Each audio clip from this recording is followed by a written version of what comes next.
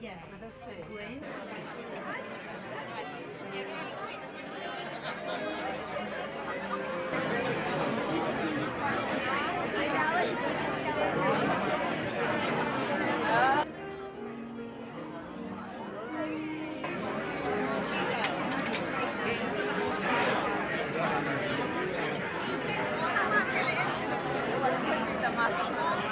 No way.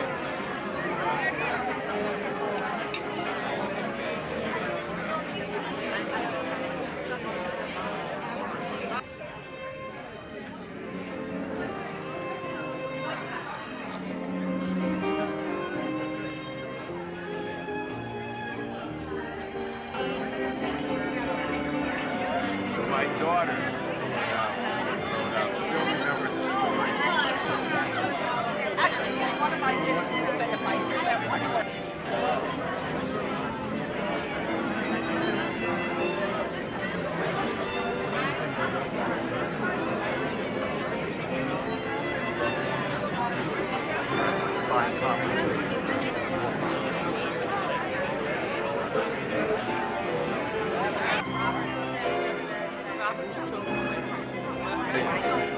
No, I just go out.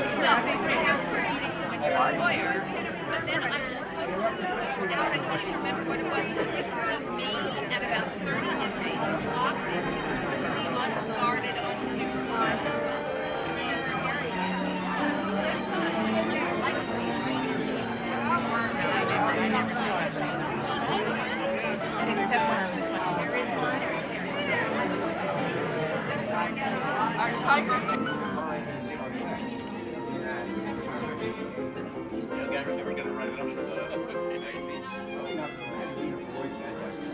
It's great. Yeah, I write it on my blog and stuff, and I do actual experiments with psychologists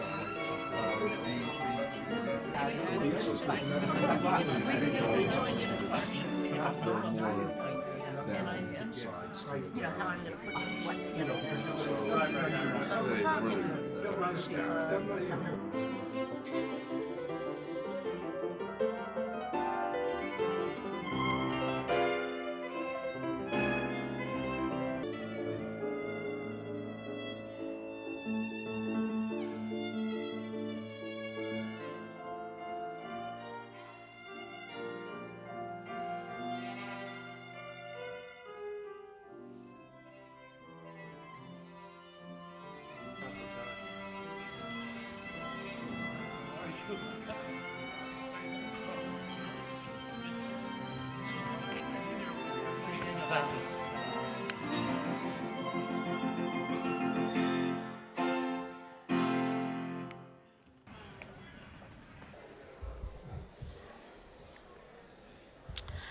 Welcome, everybody. Welcome, welcome.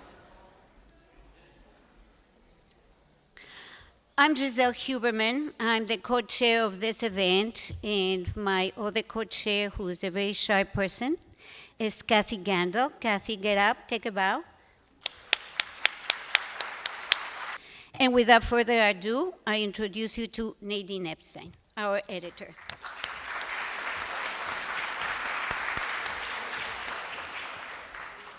Hi. Tonight we're going to celebrate creativity. It's creativity that keeps humanity chugging along.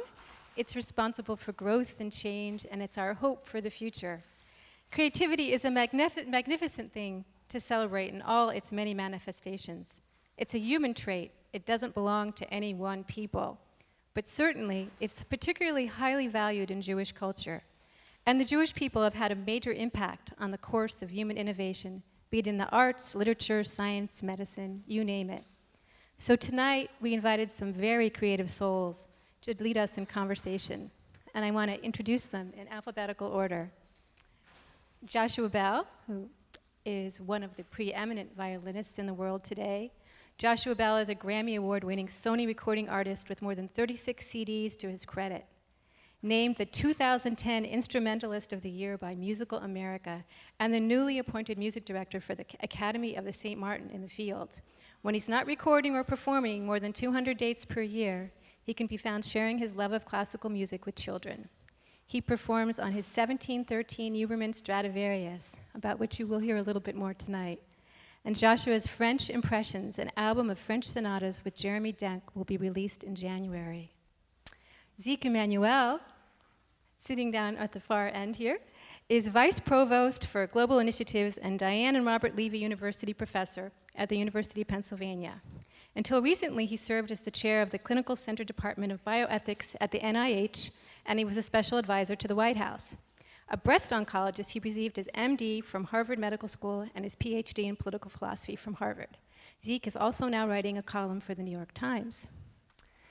Liz Lerman is a choreographer, a performer, a writer, an educator, and a speaker. She's the founder of the Liz Lerman Dance Exchange, and she is an artist in residence at Harvard University and a 2002 MacArthur Genius Grant Fellowship. She won a 2002 MacArthur Genius Grant Fellowship. And she has a new book, Hiking the Horizontal, Field Notes from a Choreographer. And Bob Mankoff, who joined us last year for our symposium, is born and raised in New York City, graduated from Syracuse University before fleeing his PhD program in experimental psychology. And that's the first year he sold his first cartoon to The New Yorker. And he became the cartoon editor of The New Yorker in 1997. And he thinks a lot about the topic of humor in American culture. And last but not least is Robert Pinsky. He served as Poet Laureate of the U.S. Library of Congress from 1997 to 2000, teaches at Boston University, and the author of 19 books. His honors include the Harold Washington Award from the City of Chicago and the LA Times Book Prize for his translation, The Inferno of Dante. And we're so glad to have all of you here tonight to join us.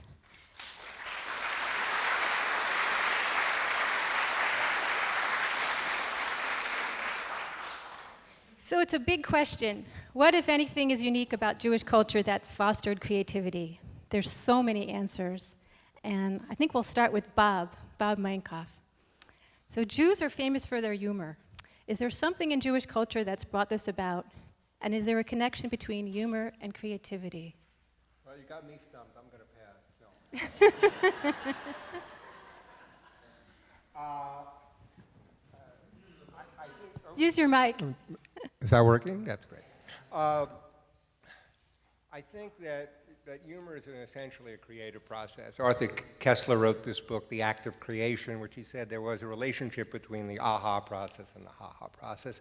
And it's this thing to sort of what he called bisociation, taking two different completely frames of associational reference and combining them together. So in a cartoon, it would be something like, okay, so you see a knife and it has all corkscrews and it's called French Army knife. So in that moment, you put those two things together.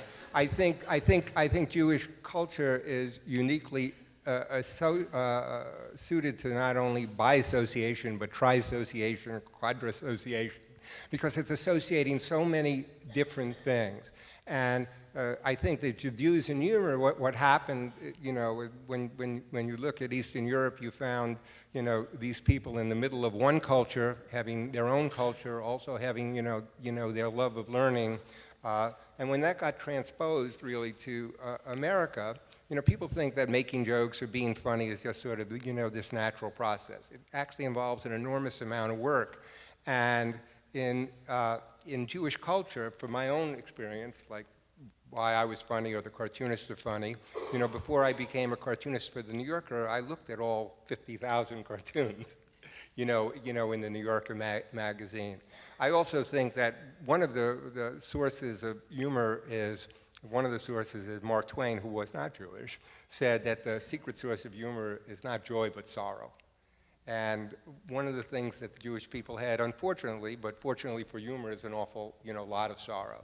So this whole coping mechanism that the Jewish people used, is part of, is part of that. And the other thing, which I don't want people to take this the wrong way, is, but to be funny, you have to be a little bit crazy. a little bit willing to experience things out of the ordinary. There was an article in Scientific American showed that really there was quite a strong relationship between eccentricity and creativity, and also humor. And from my own experience, one of the eccentricity, tests, or are you eccentric, is, do you think you're sort of a square peg in a round hole? And I never met a person who was involved in humor, who was a stand-up comedian or a cartoonist, didn't feel that essentially. And being that square peg in the round hole is, I think, a unique Jewish experience because of their being displaced and then, placed in this culture. So I'll stop now. Oh, I did want to talk about my 999 plan. No, let me go.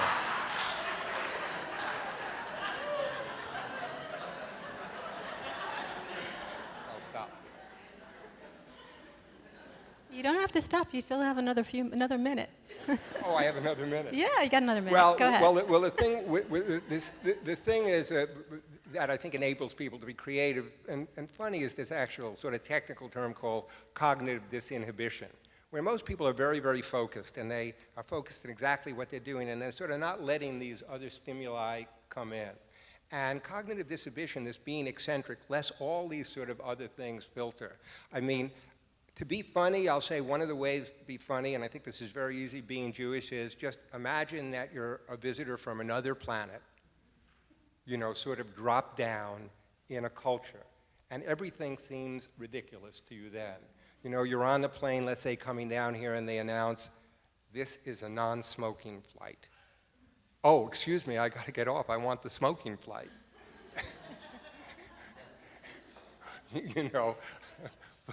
Please use the seatbelt when seated. When else would you use them? I mean, it's just this experience, and I think that when you look at Jews and they came over here, whether it was Mad Magazine or the various comedy posts, it was this just being in the culture, you really, but being part of it. And I will cede my 7 seconds remaining to whoever goes next.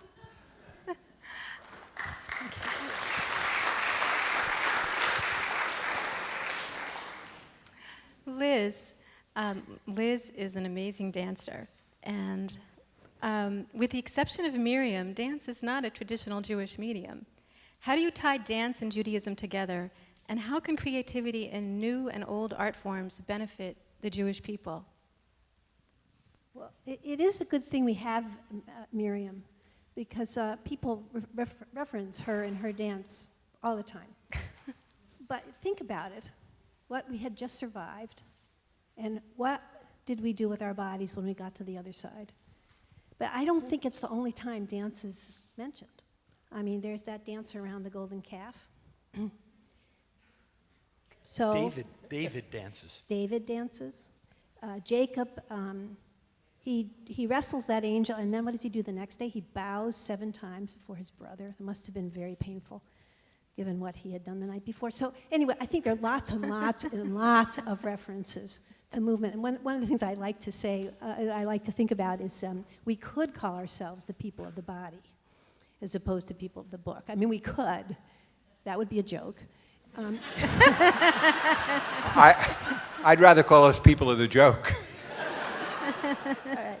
But I think, it's hard for us to disassociate all of what we've come to believe about our bodies in Judaism, because so much of what we're thinking is thinking in the contemporary American framework. And that contemporary American framework, we moved the centers of our bodies out. I mean, it's just amazing if you spend any time in a synagogue where maybe people will clap, maybe. But when I went to my grandfather's shul, I mean, there was so much movement accompanying so much individual passion going on. It was amazing.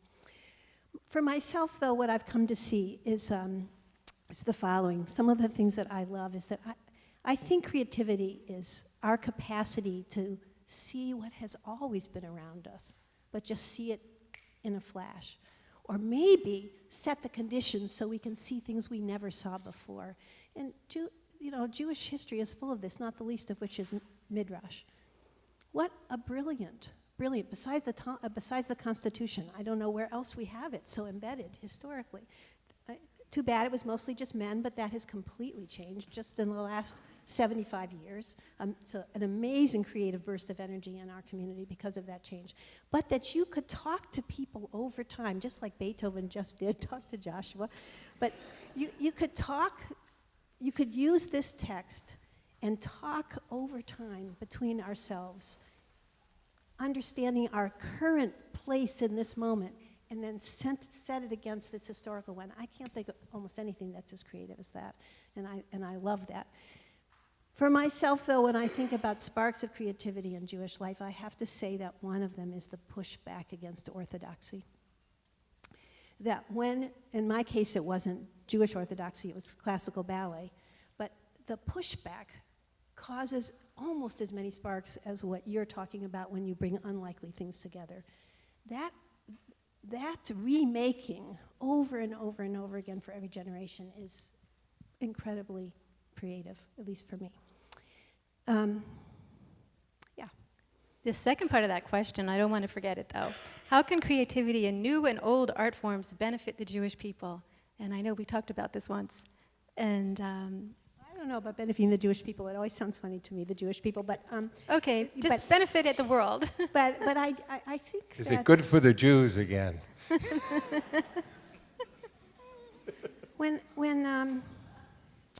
I'm teaching at Harvard this semester, and Harvard does not shut down for the high holidays.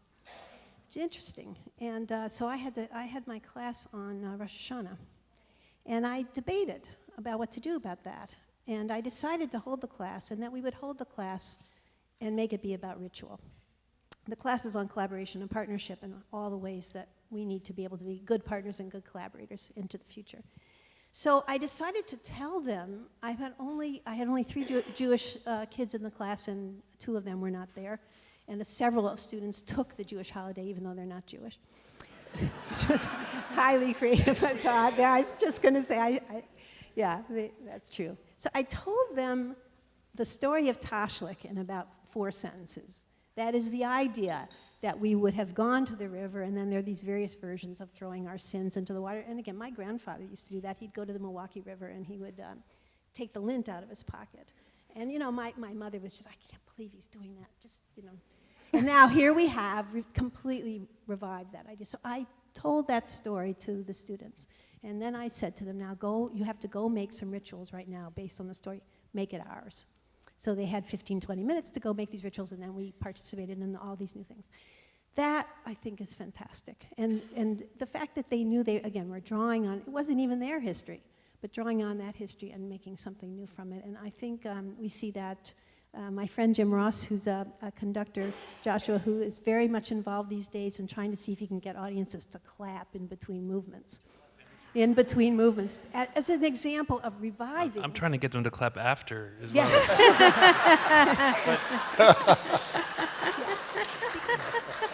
Because who said that it's not tradition?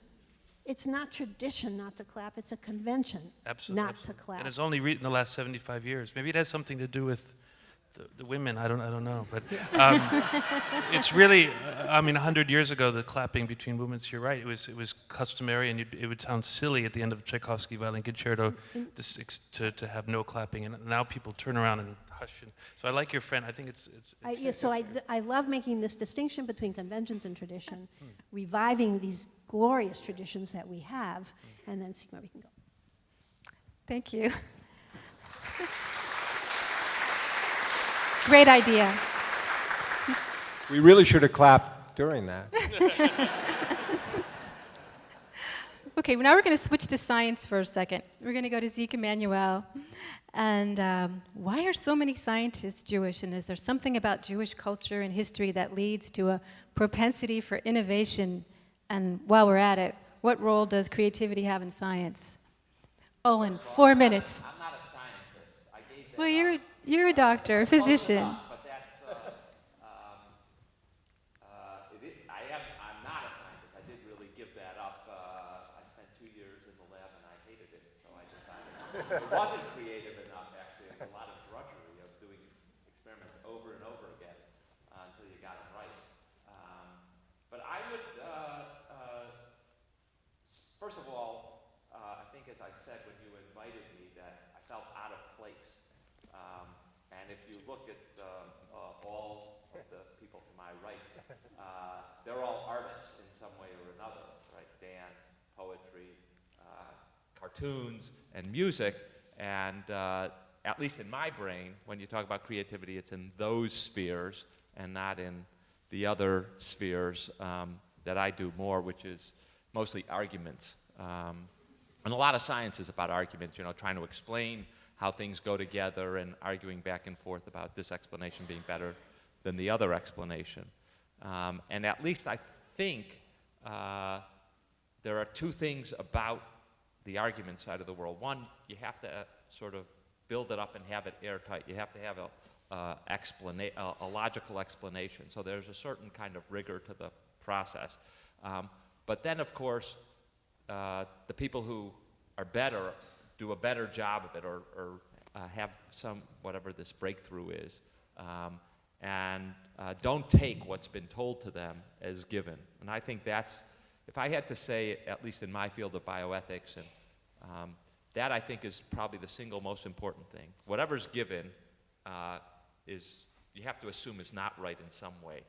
And your job is to figure out how it's not right and to give a better explanation, argument, conceptual framework, however you want to talk about it. And so I think that's, if there's any creativity on my side of the divide here, it has to do with that.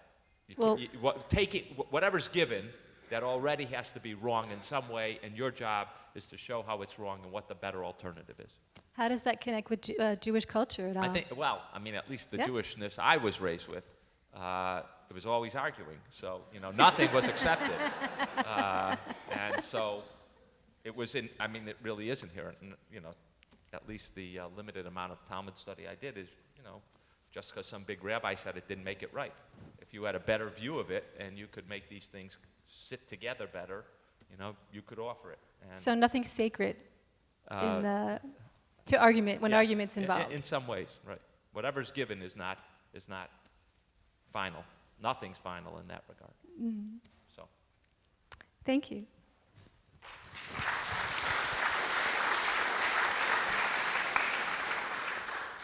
So Robert Pinsky, there's an ancient and deep relationship between Jews and books and Jews and words, and at times it seemed that all Jews have had to hold on to were books and learning. Did this propensity towards learning lead to creativity, and how? I've been thinking since a few minutes before we came on, my friend Gloria Levitas said that this engagement of Jews with creativity, she pointed out that it has a history. And if we think of it as genetic, it's sort of obnoxious, not only because racism is obnoxious, but there's something complacent about it.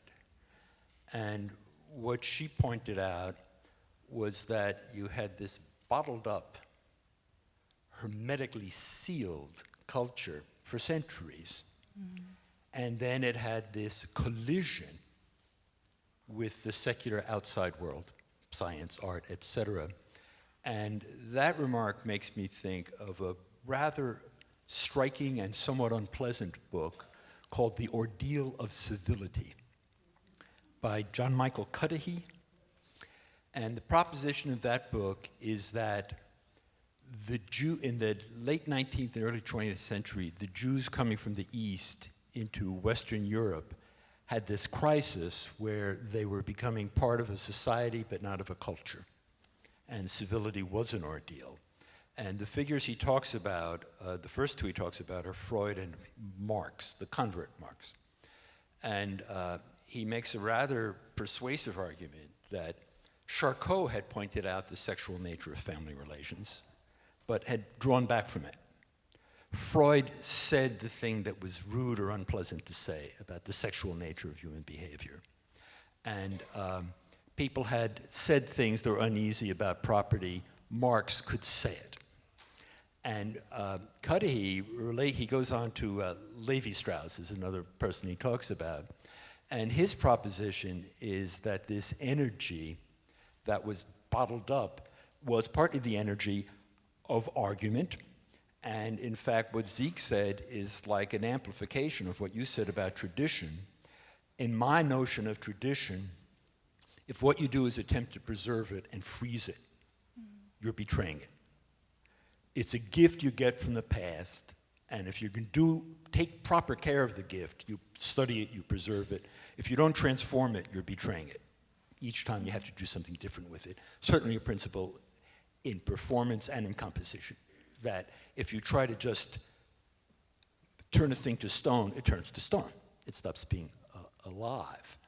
And in poetry, if you actually read Yiddish poetry, it's rather upsetting. If you read Moshe Leib Halpern's elegy for Peretz, it's the phrase anti-Semitic comes to you. It's very painful to read it. And that short-lived, incredibly brilliant culture. I mean, Yiddish writing in a fairly small span, 50 years, whatever it was, they had to go through all the periods and all the schools of literature. And there's a terrific comedy and ferocity. Talk about conflict also involving comedy. And this, let's leave English out of it, that energy, that rather anarchic, tormented, uncivil energy in Yiddish poetry, it goes right into Hebrew poetry. So that I feel I can hear some of it even in Amichai.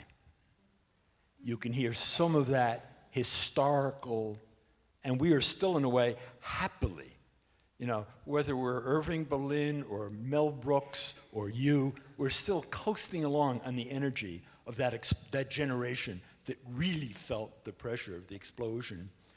Turns out Giselle's great uncle is Chaim Nachman Bialik. And as an example of how creativity is not a pretty thing or a benign, mom and pop have a nice little boy who sings the agony in it. It's only 16 short lines. Chaim Bialik's Light, poem about light, which means creativity and energy. I didn't win light by some stroke of luck. It wasn't left me in my father's will. I carved my light from living rock. I quarried it out of my heart. Deep in that rock, a spark is hidden, not large, not much, but mine. Not rented, not borrowed, not bought, not stolen. Light entirely my own. Sorrow hammers its mighty blows, and the rock endures till it cracks with a bright flash that blinds my eyes. Light that I seal into verse. When you breathe lines I made, which I'm doing now, when you breathe lines I made, they kindle a flame, vanishing bright. With my own marrow and my heart's blood, I pay the price for that light. And it's, he's saying this is not easy. I didn't inherit it from my father. I couldn't afford to buy it. It was improvised. I made it up as I went along. Thank you.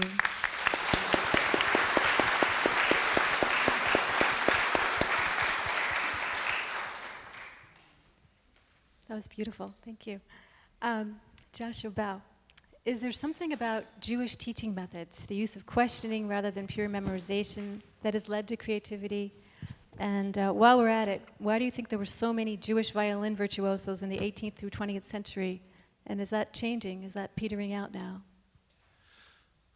Well, I was trying to think of what it is that Jews have in common that leads to them being successful in the creative world. And I thought of one thing that we all have in common. That's a Jewish mother. And at least, I don't know about your Jewish mothers, but I'm only half Jewish, by the way, but I got the mother. And that's enough. And you need them. That's a big. I think it's an important ingredient that is certainly for practicing, and maybe it's one thing to have a creative, genes or whatever, and having the brightness to be creative, but you do need that push. And in my case, it was from my mother. Having said that, my father was very creative himself, actually one of the most creative people I knew, so I guess this blows everything. But and he was a Freudian psychologist too. Stay on point. Okay, sorry. Sorry, that's right. That's right. But it's true. It's true about the violinist. It's almost uncanny if you look back at all the violinists, Heifetz and Lerman and Huberman and Menuhin, and then going back to Isai and Wieniawski. You know, I mean, pretty much. 95% of them were Jewish. I mean, certainly when you're a kid, you need role models, you know, and you need to. I think if you're a young African American kid and you think of you look at the role models. For a lot of them, it's athletics and sports, and now even golf, where we didn't have that before, and there were no black golfers. Now there's a lot of them because of the role models. And for a young Jewish kid, and they see Heifetz, I think that's a big inspiration. And so when it comes to violinists, there's been that sort of continuing series of role models and succession of you know, continuing in that way. As far as today, you asked if it's still. I mean, but now there are Chinese mothers, which is another story. And I'm gonna get. Am I gonna get into trouble by saying you? But it's. We have a lot of competition now in the work ethic department. Yeah, so what was it about your teacher, Joseph? Well, my Gingold? teacher was Jewish, Joseph Gingold. He came over from Russia right around the revolution. Actually, when you were saying that the Jews had the books, and that's all they had was books and words. Another thing they had were instruments. And if you think of the Holocaust, even in the concentration camps, many of them managed to have instruments, and that was one little respite of joy that they might have salvaged, was to play together. My teacher told a story, Gingold, when he was 5 years old. He was rounded up. His family was rounded up in a camp in Russia by the German army during World War I, and they were in some sort of camp. And but somehow there was one. They were all pretty much starving, and somehow one of the German soldiers saw my teacher as a 5-year-old practicing his violin. And one night, apparently, they knocked at the camp where his family was, and they said, "Where's the little Joseph?" And they were very scared. You know, they didn't know what they were going to do. They were going to take the 5-year-old kid, and they said, "We want little Joseph." And they took him into the camp, and they asked him to play for the soldiers. And they went crazy over this little 5-year-old kid, and he came back home with 2 huge sacks full of food for his family, and it was an amazing thing. And that's something that, you know, having the violin was something that using creativity was something that kind of saved their family in some way. But how about you'd also mentioned to me about how he taught you, that there was something unique about how he taught you. His approach to teaching, one of the things I treasure most about Mr. Gingold, Joseph Gingold's teaching, was the fact that he did not spoon feed me, he did not tell me how to play the violin. Everything started with questions. And I guess that is a Jewish thing. The asking of questions, even in religious ceremonies, is always asking questions. In lessons, it was all questions. He'd ask me, "Well, what do you think about this? How do you think it should be played?" And he made me think for myself and think of solutions to problems, and made me ask the right questions. And I think that's the sign of a great teacher. And now he's gone. He's died many years ago. But I don't feel like, oh my God, I don't have a teacher to tell me how to play anymore, because he gave me the tools, you know, how to ask the right questions. Thank you.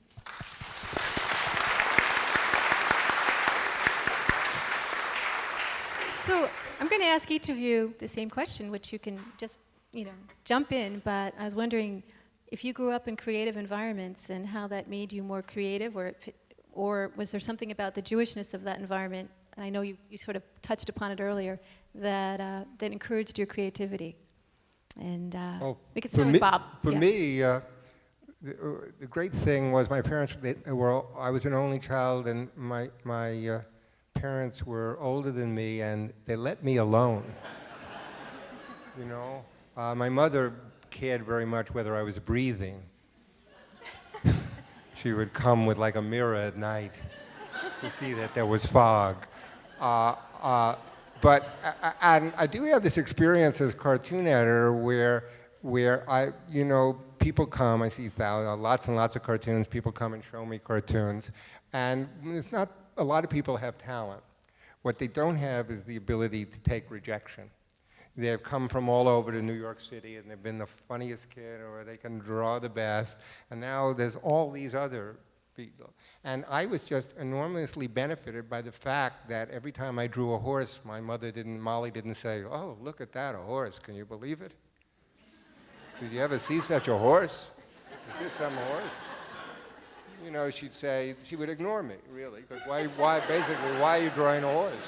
You know, or I'll give you a thing, just a related thing. My mother was not, she was funny and everything, but her attitude, which I think I reacted against more, was basically, I'll give you an example of the story. My daughter Sarah, you know, was an equestrian, because she rode a horse and did the jumps and everything. So I went over to my mother and I said, you know, hey Mom, really, you know, Sarah, you see this? She's riding a horse. She's going over jumps. And she said, what does she need that for? I never rode a horse. You could fall off a horse. You know, really. So I think in a way, really, I reacted, as many people do, really, against that. And my main, like when I quit psychology to become a cartoonist, and my parents were great. They supported me. You know, my father looked at me solemnly and said, you know, they already have people who do that.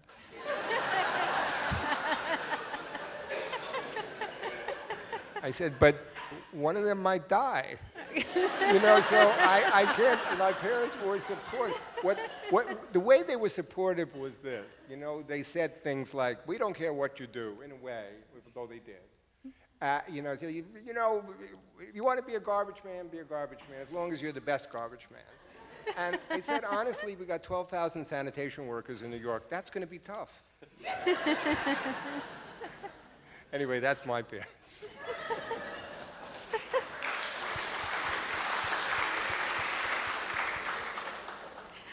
We'll skip over to Zeke here. How did growing up in your home affect you, impact you?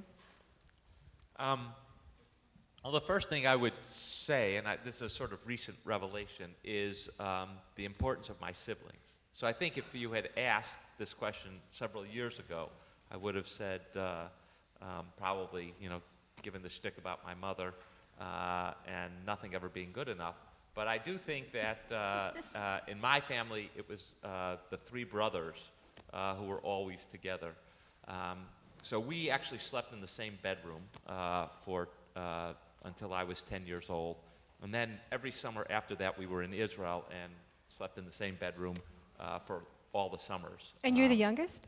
I'm the oldest. Oldest, okay. And we were constantly with each other and constantly at each other's throat.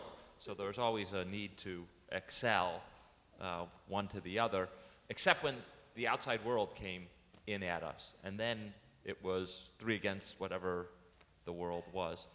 But like some of the others, my mother did go to great lengths to embarrass us.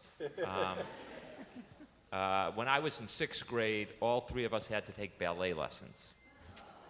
Now, no, otherwise virile men, boys, in 6th grade, 4th grade, and 2nd grade, taking ballet lessons is like not done. But to the extent that all three of us had to do it, you know, we would protect each other. And so once when we went back to school and some kid made fun of our taking ballet, my youngest brother made sure he never made fun of us again.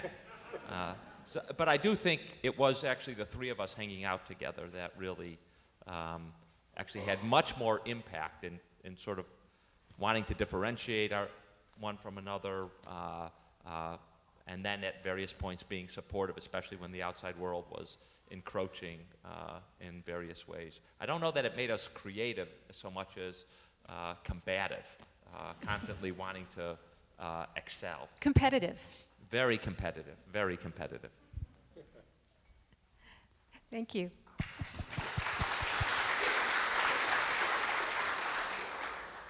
How about you, Liz? Did you grow up in a creative environment? Well, I'm sitting here thinking for the first time, really, about the nature of competition in families if you're a girl child or a boy child. Because for me, I was very competitive, but I had to keep it under control and not be more better than my brothers.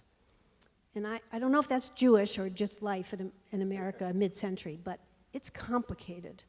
It is really complicated. And I mean, it's probably a lot about, led to many of strategies which I've employed later in life. But as to, for me, the intersection in my family was my mother was a great modernist.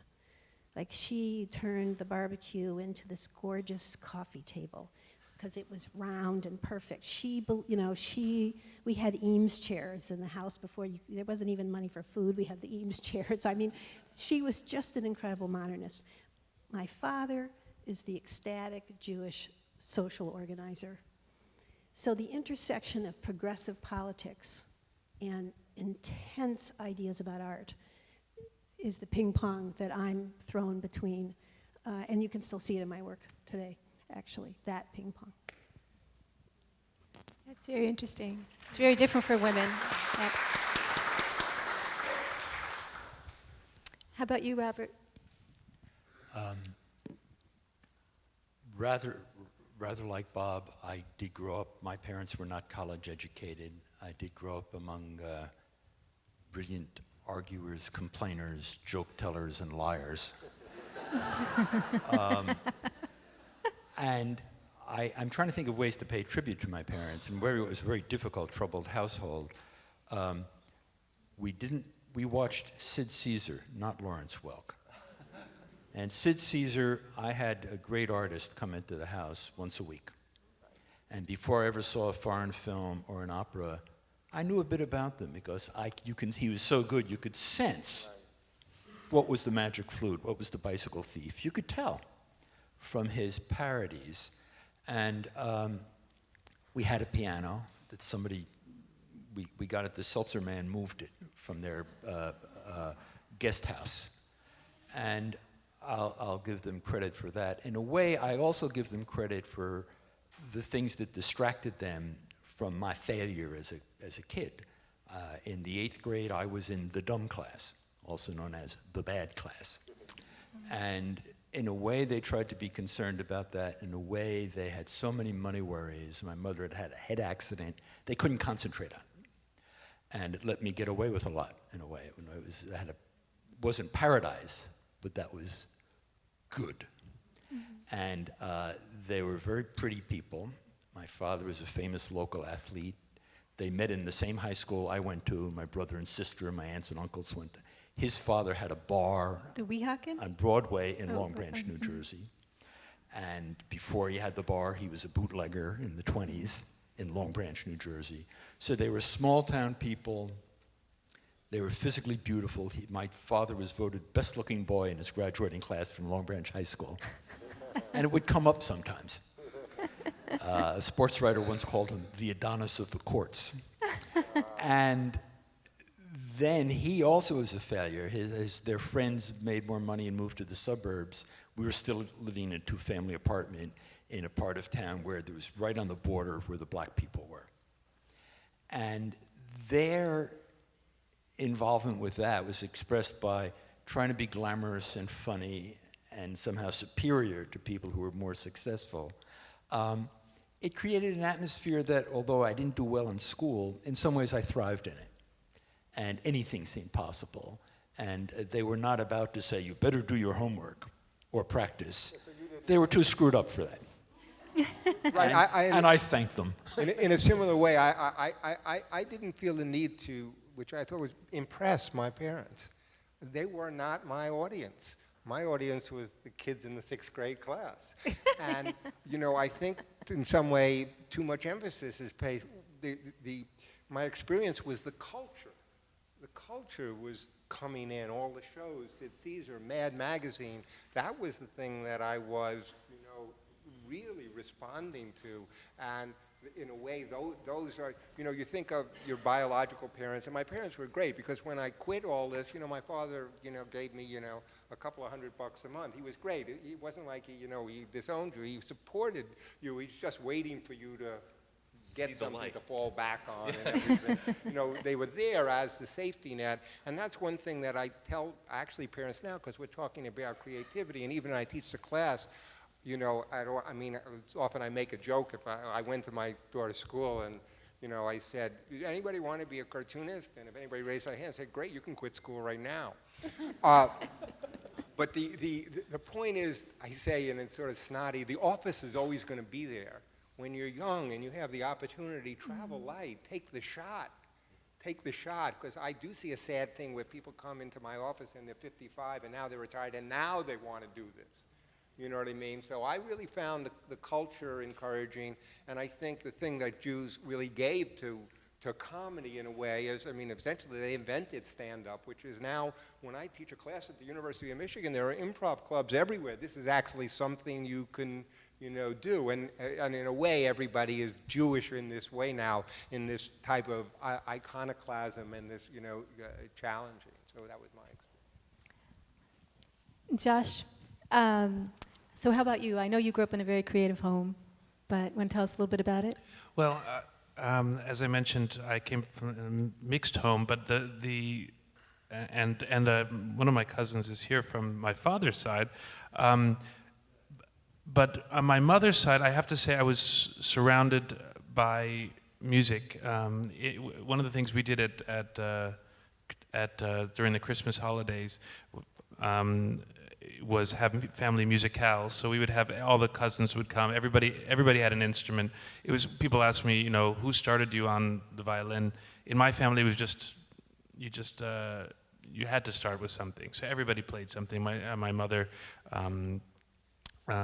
played the piano, but everybody played instruments. Actually, the first instrument I played before I even got the violin was one that I created, and that was, I used to string rubber bands on my dresser drawers. I had a 9-piece dresser drawers, and I would collect the rubber bands, and I would open up the drawers to different amounts to get different tensions, and I would play. It's probably the most creative thing. It's been downhill ever since, but that's what got my parents to get me a violin that early when I was 4 years old. But in my family, everybody played music, and that was just a given. And our way of celebrating, there was a lot of arguing in our family as well. But our way of sort of celebrating being together was through music, and I have great memories of those times.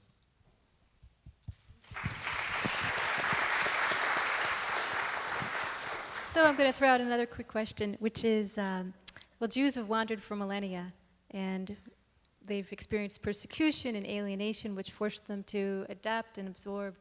We've been continual immigrants, and how does that impact creativity in general, and has it impacted you? None of you were actual immigrants, but your parents might have been. Did what? Just say it again. Well, just how has persecution, the Yeah. sort of history of persecution and alienation and being outcasts and having to move from place to place, how has that shaped Jewish creativity? My problem was I experienced no anti-Semitism, and I was always looking for it. I was in Queens, and how anti-Semitic could it be? Everybody in the block was Jewish. Every once in a while, the Italian kids would come from the other block and, like mock beat us up. But I don't think, it wasn't like a pogrom or anything like that. No, my parents were very, very aware of it. But once again, I reacted against the idea of persecution because I didn't, in New York City and where I grew up, I did not, undoubtedly it had an experience. But historically, historically, one of the prime, in terms of humor, one of the prime functions of humor, besides entertainment and solidarity, is coping itself. And so this is a strong function. And the other thing I think that it did, the persecution, is it led to this sort of classic self-deprecating Jewish humor, which is not sort of hating yourself or anything, sort of putting itself in a realistic position. So not the last century, but the early part, the whole thing was you understand you were in two cultures and you could be discriminated against. It's sort of a preemptive strike in a way as well. If you that? make fun of yourself, then you're already doing it before someone else can do it. And you're doing it better. Yes. You're doing it better. And so in a way, there's a type of superiority. And there was a saying, it says, dress British but think Yiddish. See, I think actually in that being outside, you have one of two phenomena. One is what I used to call, or still do call, bow tie Jews, which I used to know very well at Harvard, which is they want to be British, and so they want to be as Boston Brahmin as they can, and they pass. And so they wear bow ties just like the Boston Brahmins, etc. The other, I think, response to it, which is the response my family had, which is, who gives a shit what they think? It's irrelevant. We're just going to do what we're going to do. And so whatever the peer pressure was, I think the natural tendency, at least in my family, was to do just the opposite. And so if everyone was going left, we were going right. It had to be the right thing. And so we had a very frequent run-ins with authority, I would say. Just whatever the gym teacher said couldn't possibly be right. And so mom would be down at the principal's office and, having to defend her kids. And so I think this was a very common experience that we had, which is whatever, the authority figure, wherever it was, we were to push against it, rebel against it. And I think that was pretty much expected in my house. And mom really was down at school virtually every other day. She had 3 of us. I did it with jokes. I think a real transformative experience for me was in college. And I was a terrible student. I didn't go to class. I didn't do anything because it was these lecture halls. And anyway, I was bad. A bad guy. So anyway, this is a sociology final, and I've been to the first class. I haven't been to any class. And I come in late. And my hair is much longer than it is now even. Come in late, and I run to get my blue book, and I start scribbling nonsense, because I don't really know what I'm doing and everything, but I figure it's better to look like you're moving. But I catch the eye of the teacher who comes over to me, and looms over me, and says, because I hadn't been there, I said, "Who the hell are you?" And I waited a beat and said, I could very well ask you the same question. And it so transformed that situation. And it was like this power that you had. Instead of just against authority, saying that no matter what your position was, if you were funny, if you could transform it in some way, all of a sudden actually you had the upper hand. And actually the guy gave me a C, so. And I'm sure it wasn't for whatever I wrote in that book. Liz? I think the question of persecution is historically, of course, central to a lot of our Jewish experience, but it's not central to mine. So how do I honor what I know to have been true, but live completely honestly now with this Jewish community in this life now? And I don't think, hearing the Bialik just now is just, that is that. And yes, my father wore a board at Passover. This was the story we grew up with because they were always beating him up. And so yes, he wore a board every, for a week or something. I understand that. But for me, the question of, it's more like in our household, it was do something about it. And then it becomes art. So what is the art that contrasts and moves into that? And it's not the same thing as saying, yes, our kids need to experience adversity. They do. Yes, we don't want to make it too easy for them.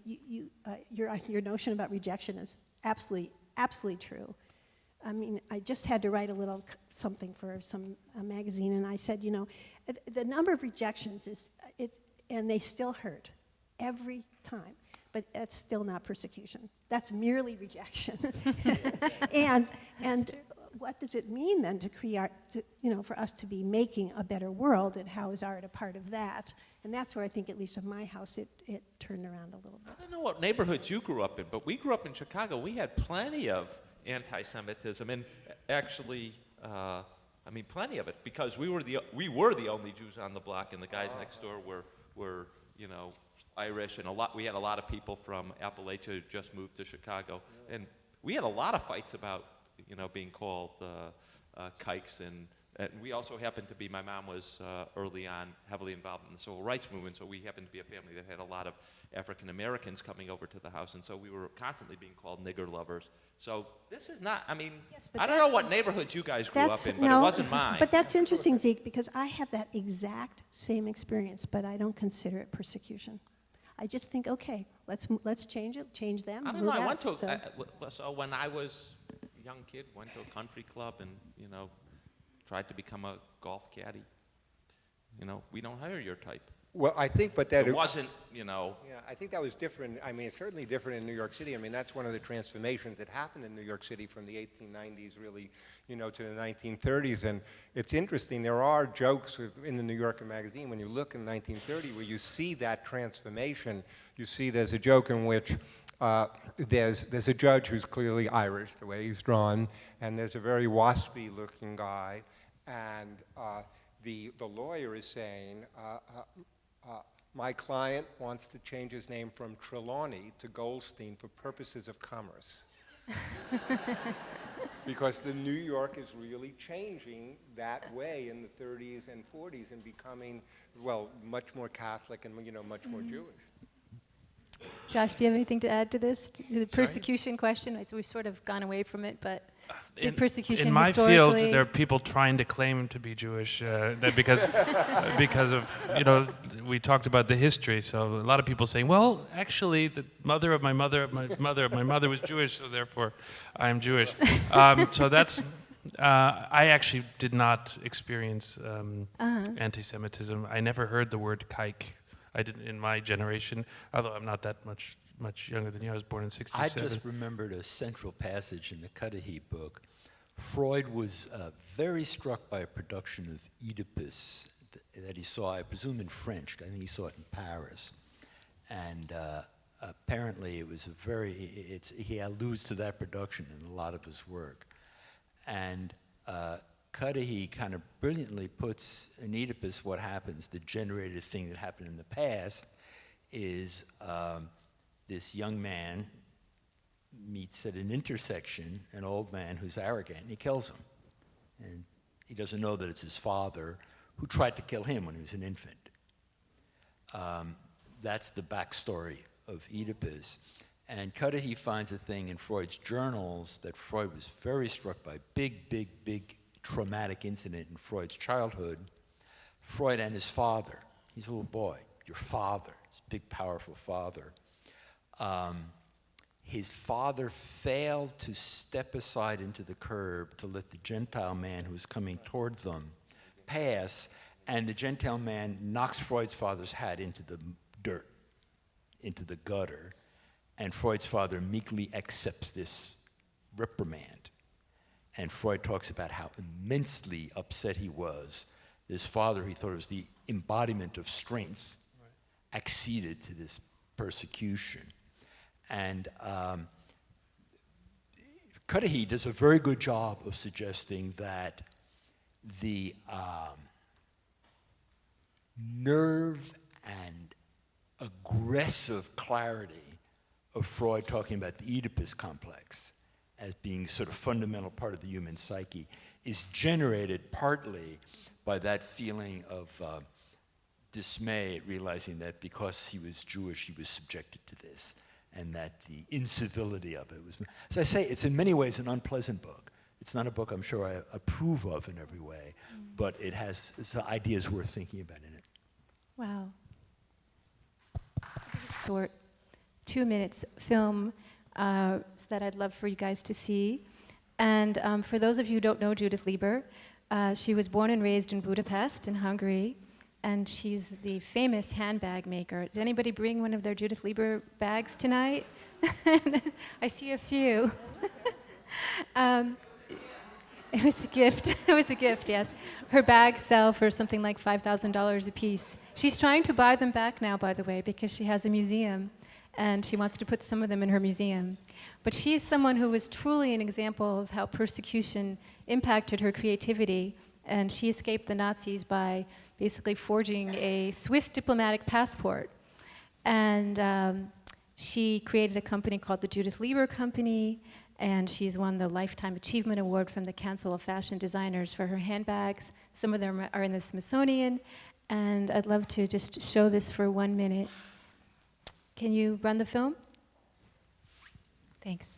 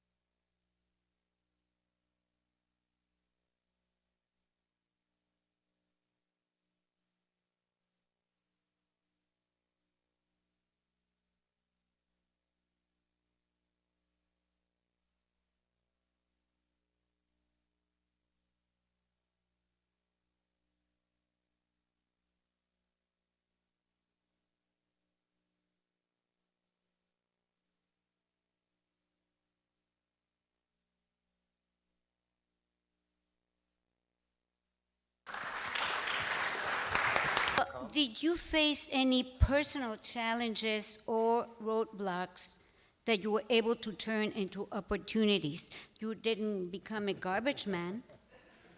Well, I tell you, using for my- certain fields, it's really good to be good at the one thing you're good at and bad at everything else.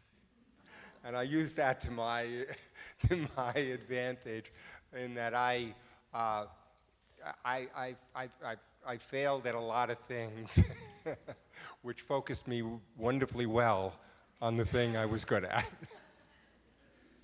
So I think for some people, I think that's the case. Other people, have that talent, right, right from the start. I think the roadblock is rejection itself. You know what I mean? And actually dealing with that, especially in fields like this where you think you're great, and then you're sure you're going to succeed. You submit cartoons or do whatever you do, and in fact they are rejected and stuff. And the personal transformation that you need is not to take it personal and think that, oh, it's that editor, it's something, they have it in for me, but realize that you actually have work to do. This question is for Josh. You wanted to say something, Zeke? No. Josh, somebody wants to know what's next. What do you feel you want to accomplish now?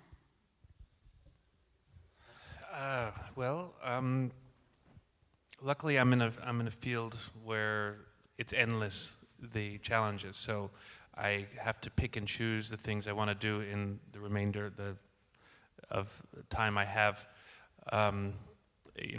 Hopefully it'll be another 40, 50 years, but even that won't be enough to do all the things, all the repertoire. I play an instrument, there's so much to learn. I feel overwhelmed by my desire to learn new things. But for me, so I'm choosing certain directions, and you mentioned in the introduction my work that's coming up with the Academy of St. Martin in the Fields as music director, so I'm starting to enter into that area of directing. For me, the most creative thing one can do actually is composing, and the ones I admire the most in music are the composers. There have been a lot of great performers throughout history, but there are really still a handful of the great composers, and those are the ones that really are the real geniuses. And I aspire to. That's something. Before I die, I want to compose more. I've done arrangements and I've written little things here and there, but when I do it, I feel like it's the most creative thing I can do. So hopefully I'll follow through on that. This is for you, Robert. Chaim Nachman Bialik notwithstanding, we tend to talk about creativity as a gift or a spark. To what extent does it arise from hard work or even repetition? The question, as I understand it, has to do with natural gift or aptitude and hard work. And this was put very well in our conversation before we came out here by Bob. You must master the materials. You may be a good athlete, but you must repeat the drill of the fast break or of the service over and over again. Like an actor learning the line so well, you no longer have to think about the line, you can concentrate on the emotion. And when it goes right, I'm sure this happens with movement, I know it happens with words, the sounds of the words psychoanalyze you. You start just playing, you have to psychoanalyze, and what is the consonants in outward, inside, backwards. Ezekiel psychoanalyze Nacreus, lacustrine, and then those too long, so what's a short one? No jock has a gift so lacustrine that he can avoid having to practice. That Nacreus perfection of your jump shot is going blah, blah, blah. And you find out what you're thinking about because you know how to play with the materials, like noodling at a piano or messing with clay or something. There's my noodling at a piano, and there's a musician's noodling at a piano. And if you really master the instrument, if you really, and as our colleague can talk about more than I know reed players, they'll talk about the kind of metal used in certain years in the instrument. And they'll talk about the sound in a space so exquisitely detailed because they know that the material and mastering the material is the only way you can do something good. There are a lot of people who can play well with an instrument, a lot of people who can write well. You must get to the point where the material is actually collaborating with you. It's telling you what to think. Material is instructing you, whether it's images or words, or the actual technical difficulty is no longer a difficulty, it's your collaborator. It's working with you. And that's where you need to get in art. It's in a way parallel to the thing about rejection in relation to the world.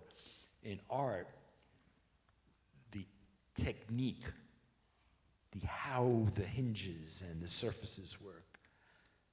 That's everything. That will then tell you how to use your talent. If you don't want to do that, then your talent will be nice, but you won't do work. You won't really do work. But I think it's more than, sorry, go ahead. Just to tie these last two comments together a little bit, I find it sad in a lot of creativity ideas that we think it's that sort of abandonment, intuitive stuff that's creative, and that the tedium practice part isn't. It is. The way they go together, the way they breed each other is absolutely fantastic. And I've thought a lot about this, that when you know that you get to have the fruits of the tedium, it's not tedium, it's something else altogether. But I do think there's an idea in classicism where you don't get to do the so-called creative work until you have mastered the technique. And that's where I think contemporary dance has another vision. Why are there so many choreographers? I mean, there are more choreographers, say, for example, in relationship to when does one start composing. And part of the beauty of contemporary dance is that for many, many, many of us, even while we were sweating away in those technique classes, we were also making constantly back and forth between making some little thing and then going back and training. And I think there's something in that as we think about Well, our I own think training. one of the things about creativity is it's a conversation. It's a conversation with culture itself. But when they actually, we were talking about conversation, creativity and art, but creativity is much more than art. It is science. It's all fields where you come up with ideas. And there really always is this process of preparation. You've got to know something. Then it's called sort of incubation. You have to take time off from everything you know so you're just not regurgitating it. And then there's this, and then there is this spark which seems like it's from nowhere, but it's not from nowhere. It is from all this thing, and then there's elaboration of it. A lot of people have good ideas. You know what I mean? Good ideas, like 10 out of 10 horrible ideas fail, but 9 out of 10 good ideas fail. Most good ideas fail as well. Then you have to do an enormous amount of work to make that good idea better. And so that is really, it's a whole process, and that's really the work involved. And, I think you diminish yourself by saying, oh, well, it's not creative. Argumentation, putting forth ideas and assimilating them in new forms, I mean, that absolutely is creation. And you couldn't do that unless you would think it's silly if someone came into a bioethical field and said, there used to be a joke like this. How come, the people who should really be running, the United States are the barbers and the taxi cab drivers because they know so much, but they don't know so much. So, yeah. I want to pick up on the, I do have a sort of routine when I doing my writing, which is that I try to, in the morning, get up and write, and then at some point in the writing, I almost always hit a roadblock, where I'm trying to say something and it's not coming and it's not working, and then I usually go out for a run. Yeah. And that usually solves a problem, because then I'm thinking about what this problem is, and I'm trying to get it exactly right, as it were, in the argument. So, and I do find that switching off like that, so that it's perseverating in my head. And I also tend to be very habitual, so I like to go run the exact same course over and over again, so I don't have to think about the running. I can just think about whatever the problem is that I'm trying to solve is. So in that regard, it is not dissimilar from what was said.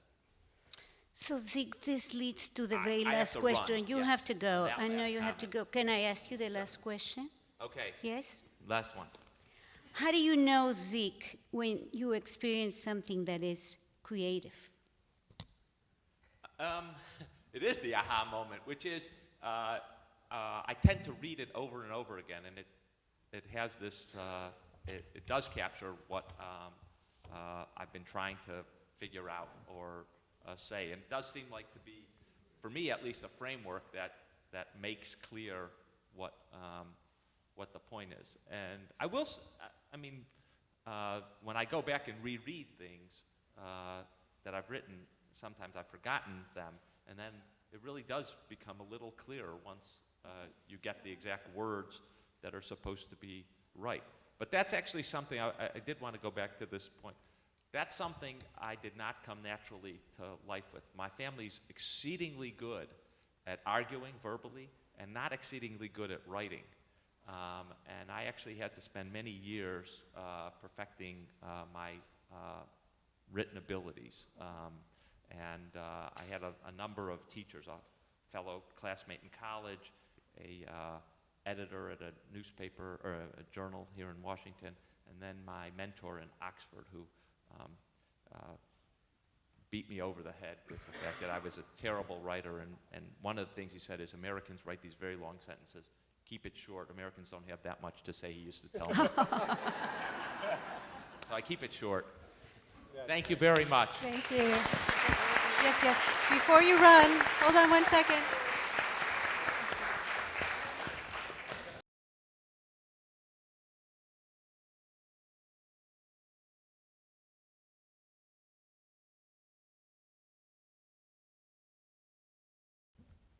The Moment Magazine Creativity Award to Ezekiel Emanuel, 11/6/2001.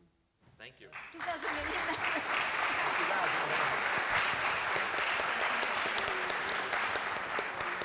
Just became 10 years younger. Wow, fantastic. Thank you very much. Sorry to run. Go in front of the The Moment Magazine Creativity Award to Liz Lerman, 11/6/2011.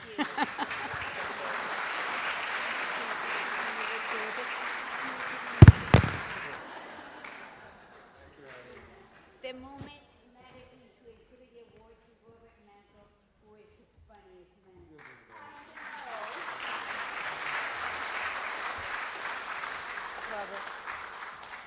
To Robert Pinsky. He mentioned Chaim Nachman Bialik. He made me cry. Thank you.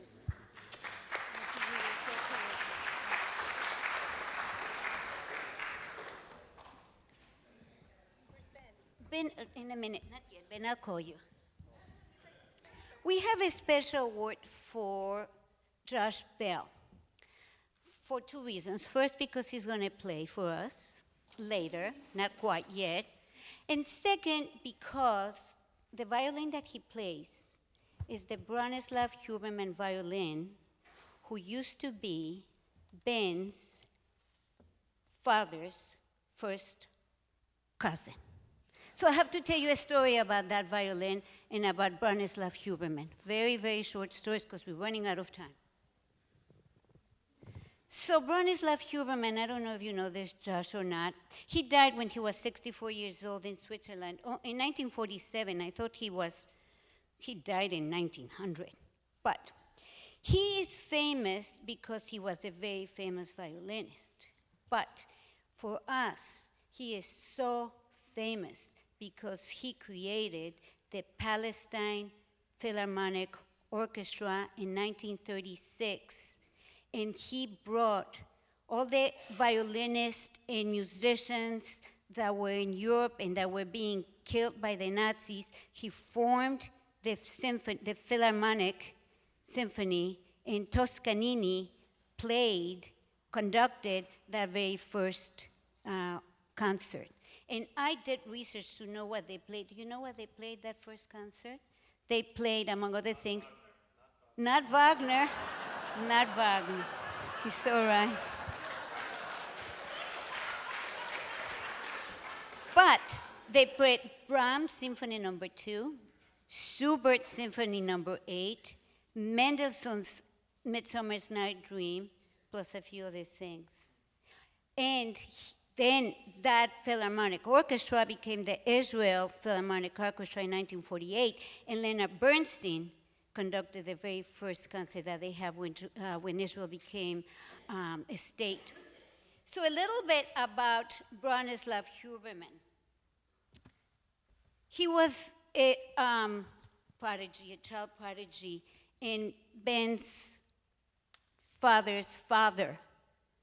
His grandfather would say to his father, Chaim Berl, your cousin is playing in front of the Tsar, in front of the Kaiser. What are you doing playing with your little kids in front of the house? Parents, always pushing you. So he had this Stradivarius. That Stradivarius. That's not a joke. I don't know where my cards are. Somebody gave him the Stradivarius, and he was playing the Stradivarius, and in 1919, it was stolen from his room in a hotel in Vienna. The police discovered it 3 days later, so he was very happy he had his violin back. Then he went to New York in 1936, and he had just gotten another violin, the Guarneri. And so he decided to try his new violin, and he left the Stradivarius in his in the room where in his dressing room during intermission, and a musician came and stole the violin, and he had it for 50 years. And he came, Danny, to the Washington here. He played in Washington D.C. with that violin, without telling anybody. And then, in his deathbed, he told his wife about it, and so she went to Lloyd's of London. They gave him, her, according to some reports, $250,000 as a finder's fee. Then an Englishman bought it, and then this man, with this vision, bought it, and he has it, and he's going to play in it. And so we want Ben to come up and give him his award.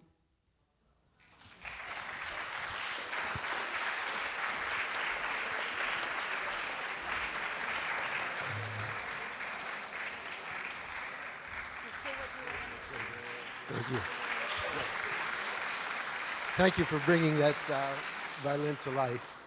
Thank you. Thank you very much. Thank you, Joe.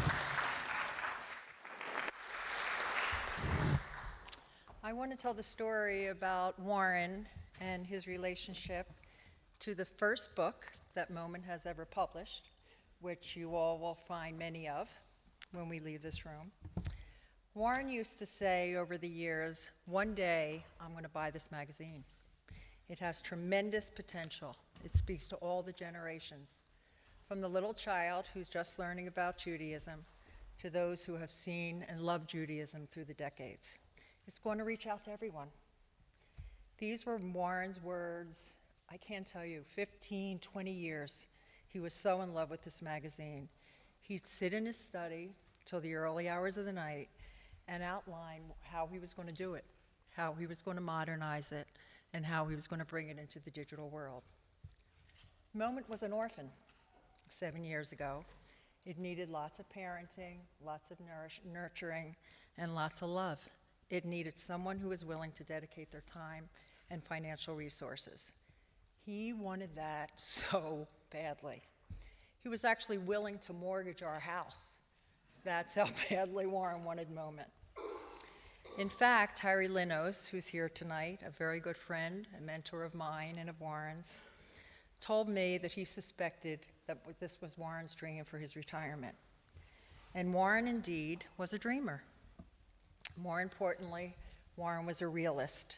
And because he knew, for whatever reason, deep in his soul, that this wouldn't come to pass, he searched with Harry and Bert Four and Urshel Shanks to find the right buyer, or at best money, to keep the magazine afloat. But that never came to pass. God acts in funny ways, and it wasn't God's plan to run Moment. It's almost 7 years now, 6.5 years, since Warren's passed, and 7 years since the magazine has been reborn under Nadine's leadership. If Warren were here today, he would say that Nadine has resurrected this magazine, incorporating all his dreams. God does work, I guess, in mysterious ways, because Nadine had never heard of Warren until one day she picked up the phone as managing editor of the magazine, and someone let her know on the other end of the phone that Warren had passed. She didn't know why everyone around her was so excited or was so upset. She'd never heard of the guy. She never knew of his dedication to the magazine. She never knew of his dreams for the magazine. But she has fulfilled every one of his aspirations for Moment magazine. Over the years, she has learned Warren worked tirelessly to keep the magazine alive and it was because of that that she suggested dedicating this wonderful book to Warren. When Nadine asked me to introduce the book, I was honored because I thought this was an opportunity to bring Warren's journey, the magazine, full circle, despite his not being with us tonight.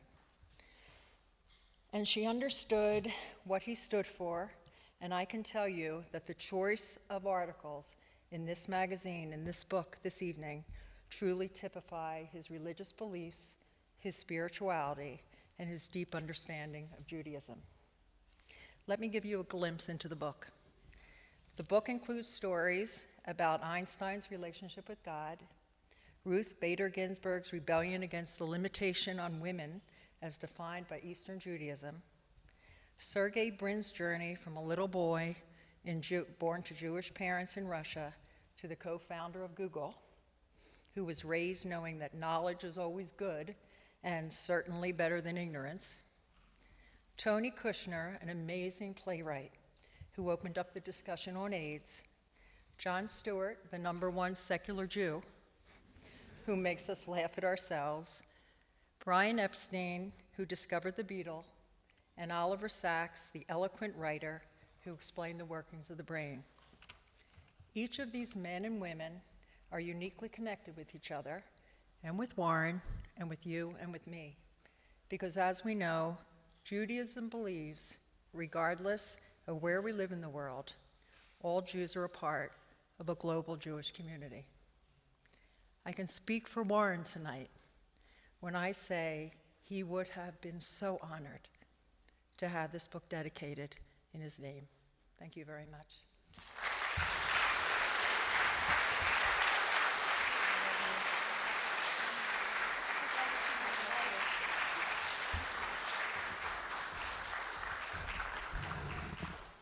There are actually a few authors who wrote the profiles that are in this book tonight, and I'd like them to stand. Mandy Katz, are you here? Mandy Katz wrote the profile on Einstein. Mark Malseed, are you here? Can you stand up? Mark, he wrote the profile on Sergey Brin.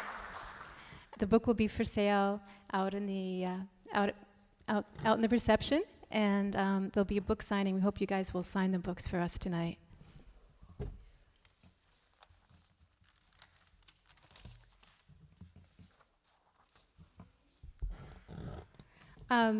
I just wanted to say a couple words about Moment, and that Howard Sacker, who's not here with us tonight because he went to Israel, sent us a letter recently, and it was a beautiful letter. It said, Moment has become a rather brilliant, a brilliant journal of Jewish cultural and sociological affairs, a worthy successor to the commentary of the 1950s and the 1960s. This is journalism as it should be. And then a little earlier this year, sociologist Peter Berger said, Moment is currently edited with great imagination and verve. And it's true, people have been noticing that Moment is really good, and they've been writing about it, and it's been a very exciting year for Moment. We launched our Daniel Pearl Investigative and Journalism Initiative, which I'm going to tell you a little bit more about in a minute. Our story on our Arab Citizens of Israel Series won Best Investigative News Story from the New American Media, and its author, Dina Kraft, was awarded a prestigious Nieman Fellowship at Harvard. Moment won 3 first-place awards for editorial, graphic design, and cover from the Religion Newswriters Association. The Utne Reader compared our story on the Roma to one that appeared in Virginia Quarterly Review, a publication that regularly wins first place in the National Magazine Awards. I could go on, but what's really important is that we're all working together to make Moment a stellar, independent journalistic endeavor that we all can be proud of. And I feel so very fortunate that our board and our member friends and staff and advertisers and devoted readers support us, and I want to say thank you. And I want to tell you a little bit about the Daniel Pearl Investigative Journalism Initiative. Mary Hadar, are you here? Can you stand up? Mary is actually running this for us, and Mary is a former editor at the Washington Post, and she's done a great job doing this year. Thank you so much. And there are a few wait a second, I'll introduce the panel in a second. But for those of you who don't know, last year, in 2010, we, with the blessings of the Pearl family, we basically created this program where we have a young journalist, age 38 or younger, and they send us a proposal, and it has to be on a topic about anti-Semitism or any other kind of deeply ingrained prejudice. And we give them a grant and mentor them, and then we will publish their story in Moment. And currently our first story is underway. We have a young writer working on that story, and hopefully it will be published in 2012. And we have a wonderful panel of journalists who are supporting this. And some of them were here last year, and some of them are here this year.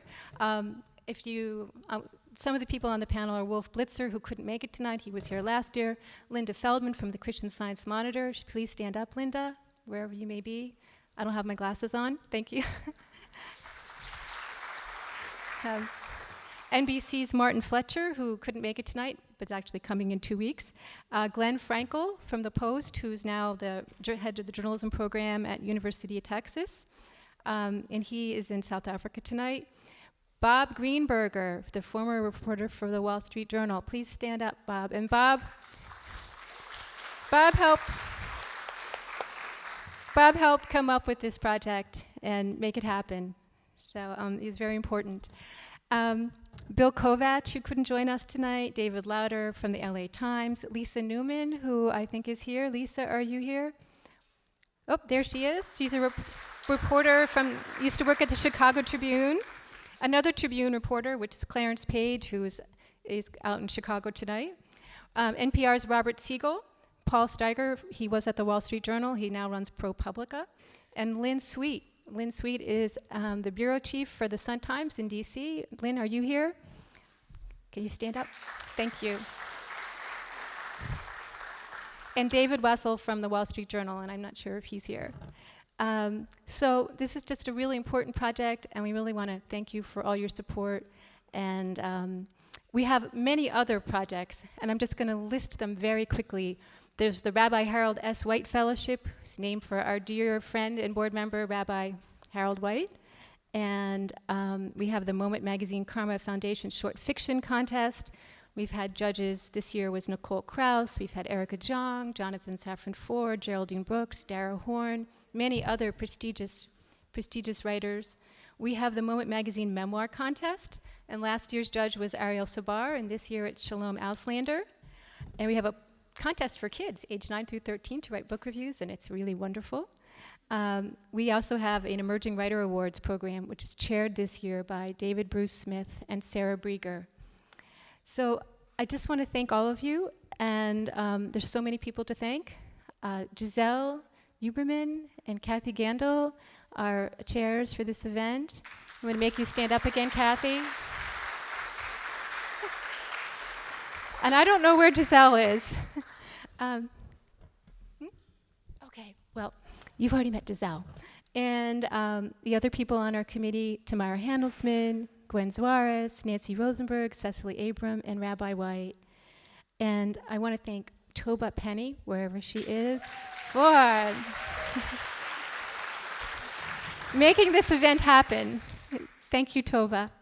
And I want to thank Marcy Epstein, wherever she is too, for making the auction and so much else happen tonight. And we have so many amazing editors and staff. And Mike Levitas is here. He's our literary editor. Stand up. He came from New York to join us.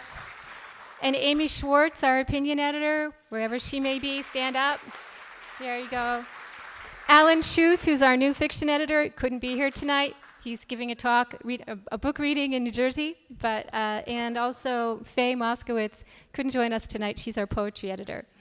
And then there's all the amazing people who I work with every day and lots of times, lots of nights too, like Sarah Brieger and Sarai Brockman-Schaup and Naveed Marvi and Sal Levin and Aubrey Lopez and Caitlin and Roz and Becky Levy and all the interns and volunteers and Eileen Levine. There's so many of you, and you're all so wonderful. Thank you so much. And tonight we're actually making a film of this, and I want to thank Bob and Simonita Youth for doing that, and New Voyage Communications, and yes. Okay, and also thanking our honorary co-chairs and committee members, and of course our amazing symposium honorees. And I want to thank you all for being loyal readers and supporters, and now Joshua Bell is ready to perform.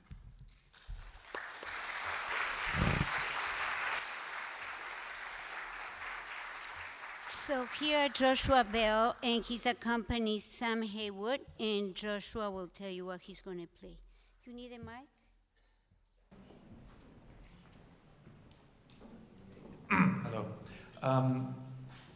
We were asked to play about 15 minutes of music for you. I hope that's okay. I know we're running a little bit late, so we have 2 or 3 pieces we'd like to play. And normally in these sort of situations where there's only 15 minutes, we like to play some bonbons, some little pieces. I will get to that, but we had one piece that we'd like to play for you that you probably have not heard before. This would be a little bit more meat and potatoes than bonbon, but it's something that I thought would be appropriate because when we're talking about Jewish creativity, the composer that comes to mind, one of the greatest composers ever, but one of the greatest Jewish composers, at least from a Jewish heritage, is Mendelssohn. And there's a piece that is totally new for us that we're just discovering.